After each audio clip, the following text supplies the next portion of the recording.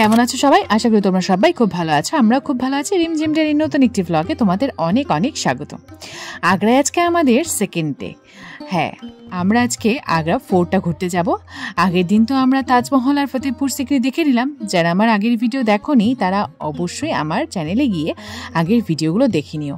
দারুণ সৌন্দর্যের আগ্রার তাজমহল আর ফতেহপুর সিকরি, তার সঙ্গে আগ্রার ইতিহাস আর ফতেহপুর সিকরির ইতিহাসটা নিয়েও কিন্তু আমরা সবাই মিলে চর্চা করে নিয়েছি আরও একবার। তো সেদিন সকাল সকাল আমি রেডি হয়ে গিয়েছি, তো চলো যাওয়া যাক। আগ্রাও ট্যুর কমপ্লিট আমাদের। আজকে আমরা হোটেলটা ছেড়ে দিচ্ছি, আমরা একটু আশেপাশে ঘুরবো, ঘুরে তারপর আমরা বেরিয়ে যাবো আমাদের সন্ধ্যেবেলা 4-5টার দিকে ট্রেন। তো যেমন বলা তেমনই কাজ, আগের দিনের গাড়ির দাদাকে নিয়ে কিন্তু আমরা বেরিয়ে পড়েছি আগ্রা ফোর্টের উদ্দেশ্যে।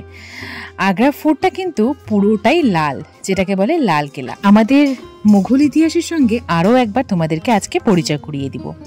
তো চলো, ভিডিওটা ভালো লাগলে অবশ্যই শেষ পর্যন্ত দেখবে আর একটা অবশ্যই সাবস্ক্রাইব করবে। পাশে থাকা বেল আইকনটা প্রেস করে দিও, যাতে আমার নতুন ভিডিও নোটিফিকেশন সবার আগে তোমাদের কাছে পৌঁছে যায়।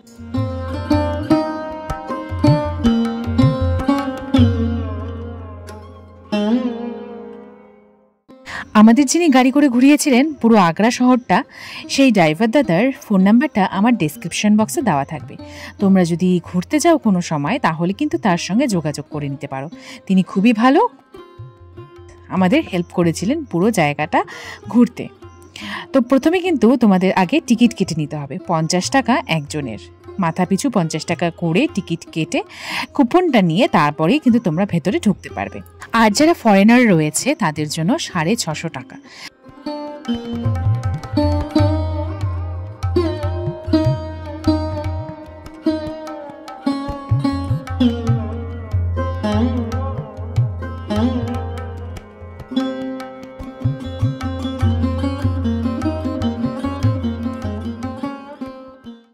লাল বেলে পাথরের তৈরি এই আগ্রার লালকেলা কিন্তু বেশ সুন্দর দেখতে। মুঘল সাম্রাজ্যের রাজবংশের রাজকীয় বাসস্থান ছিল এই আগ্রার লালকেলা। শুধু তাই নয়, মুঘল স্থাপত্যের এক অনবদ্য নিদর্শন এটি। কেল্লাটি 1982 সালে সাংস্কৃতিক ঐতিহ্যবাহী স্থান হিসেবে ইউনেস্কো বিশ্ব ঐতিহ্যবাহী স্থানের অন্তর্ভুক্ত হয়।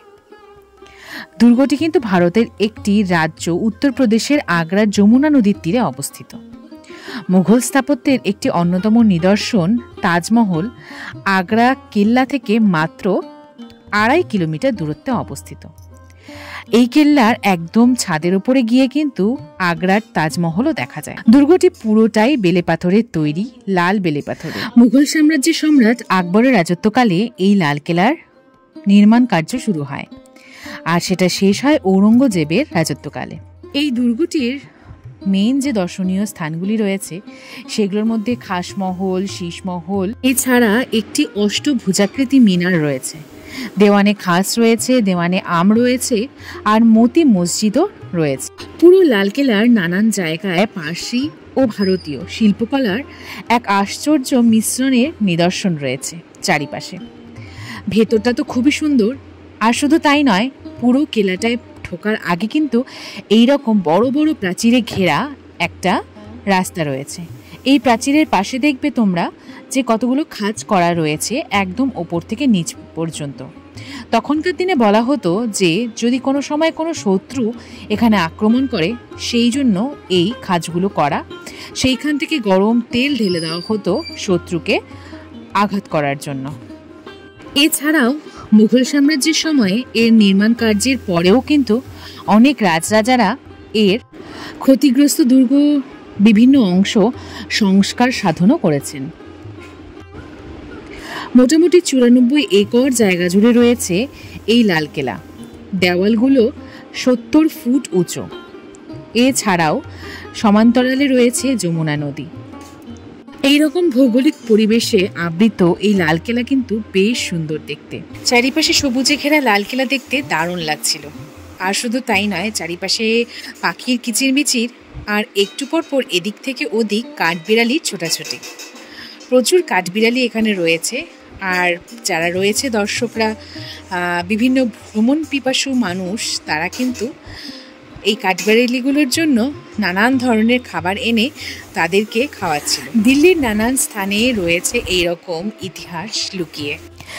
এইরকম আরও সুন্দর সুন্দর ইতিহাসের সঙ্গে পরিচয় হতে আমার চ্যানেলটা সঙ্গে থাকতে হবে তোমাদের। আমার চ্যানেলটা সাবস্ক্রাইব করতে হবে, লাইক করতে হবে আর কমেন্ট করতে হবে। পাশে থাকা বেল আইকনটা প্রেস করে দিতে হবে যাতে নতুন নতুন ভিডিওর নোটিফিকেশন তোমাদের কাছে আরও তাড়াতাড়ি পৌঁছে যায়।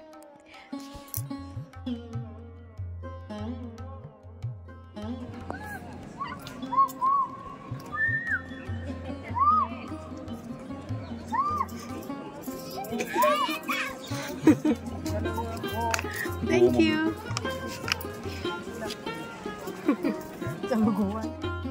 বেশ অনেকটা জায়গা জুড়ে রয়েছে এই আগ্রার লালকেল্লা।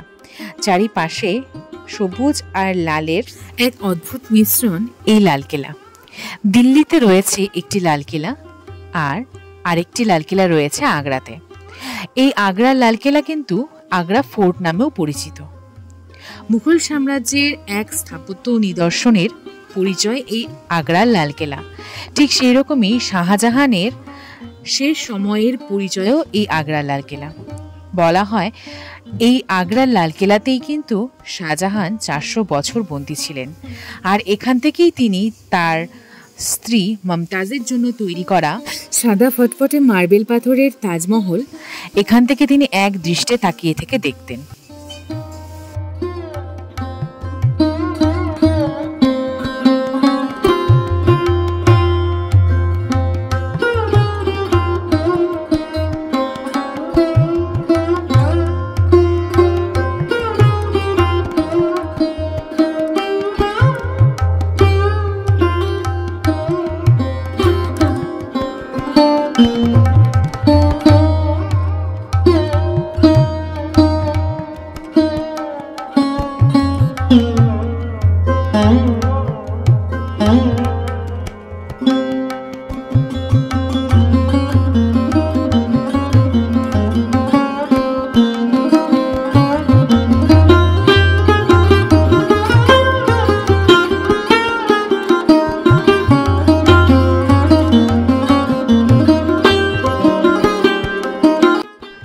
পুরো আগ্রা কেল্লার চারিপাশে রয়েছে খুব সুন্দর সুন্দর মহল।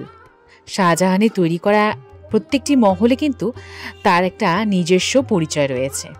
কোনো মহল তিনি তার স্ত্রীর জন্য বানিয়েছিলেন, কোনো মহলে তার সন্তানরা থাকতেন, আর কোনো কোনো মহলে শাহজাহান নিজেও থাকতেন।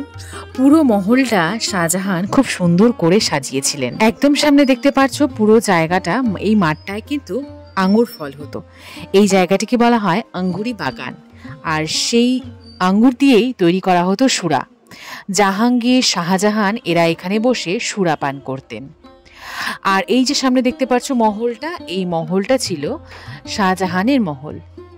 এছাড়াও তাদের মেয়েদের জন্য কিন্তু এখানে আলাদা আলাদা ঘর তৈরি করা রয়েছে। চলো সেসব আমরাও দেখব। বলা হয় এখানে যখন শাহজাহান থাকতেন, বয়সের শেষ সময় যখন তার নাকি দৃষ্টিশক্তি কমে গিয়েছিল, তখন তিনি এক টুকরো হিরে দিয়ে দূরবীনের মতো সেই হিরেটাকে ব্যবহার করে এখান থেকে তাজমহল দেখতেন। এখন আমরা দেখব শীশমহল। মুঘল সম্রাটের তৈরি করা এই শীশমহলে চারিপাশে কাচের প্লেট বসানো ছিল, যেখান থেকে অন্ধকার ঘরটিকে আলো করে দিত। চারিপাশের আলো যখন এই ঘরের ভেতরে ঢুকে সেই কাচের প্লেটগুলোর মধ্যে পড়তো। আর এই শীশমহলে যে খোদাই করা হয়েছিল কাজগুলো, সেগুলো এসেছিল সিরিয়া থেকে। সেই সময়ে সিরিয়া থেকে কাচ নিয়ে এসে এখানে খোদাই করা হয়েছিল। আর শাহজাহান কিন্তু এই মহলটি বানিয়েছিলেন আরও দুটো জায়গায়। লাহোরেও তিনি বানিয়েছিলেন, আবার দিল্লিতেও বানিয়েছিলেন। কিন্তু তাদের মধ্যে এই আগ্রার লালকেল্লার এই শীশমহলই সব থেকে। সেই মুঘল সাম্রাজ্যের দিন বা সেই সাম্রাজ্য কোনোটাই এখন নেই, তবে সমস্ত স্মৃতিগুলো কিন্তু আমাদের এই ভারতবর্ষের বুকে রয়ে গিয়েছে। আর সেই সমস্তটা আমরা যখন দেখি, সেই সমস্ত ইতিহাসের পাতাগুলো ইতিহাস পড়েছিলাম, তার স্পষ্ট একটি চিত্র আমাদের চোখের সামনে ভেসে ওঠে। অল্প অল্প করে তোমাদের সঙ্গে গল্প করতে করতে পুরোটাই আমাদের ঘোরা প্রায় শেষ। এই যে সামনে জায়গা দেখতে পাচ্ছ, এই জায়গাটিতে শাহজাহানের মেয়ে থাকতেন, যার নাম জাহানারা বেগম। বলা হয় সেই সময় মেয়েদের পাশে যেহেতু কোনো ছেলে সৈনিক থাকতে পারবে না, সেই জন্য তখনকার দিনে মুঘল সাম্রাজ্যের মেয়েদের পাশে থাকতো হিজড়েরা তাদের রক্ষার জন্য। আর এখান থেকে কিন্তু আগ্রার তাজমহল খুব সুন্দরভাবে স্পষ্টভাবে বোঝা যায়। তবে হ্যাঁ, এখন দিল্লিতে প্রচণ্ড দূষণ থাকায়, একটু চারিপাশটা ধোঁয়াটে থাকায় পরিষ্কারভাবে দেখা না গেলেও কিছুটা অংশ বোঝা যাচ্ছে। তোমাদের সঙ্গে পুরোটাই শেয়ার করার চেষ্টা করেছি যতটা পেরেছি। আর চারিপাশটা এত সুন্দর কাজ করা রয়েছে, এই পুরো মহলটায় দেখলে একদম মুগ্ধ হয়ে যাওয়ার মতো। খুব সুন্দর তখনকার দিনের কাজ, তখনকার দিনের কারিগরদের হাতের কাজের ছোঁয়া রয়েছে পুরো মহলটার চারিপাশে। শোনা যায় যে এই মহলের ছাদগুলোর ওপরে কিন্তু আর গম্বুজগুলোর ওপরে সোনার প্রলেপ করা ছিল, তবে সে সমস্ত এখন কিছুই নেই, কারণ সে সমস্তটাই চুরি হয়ে গিয়েছে।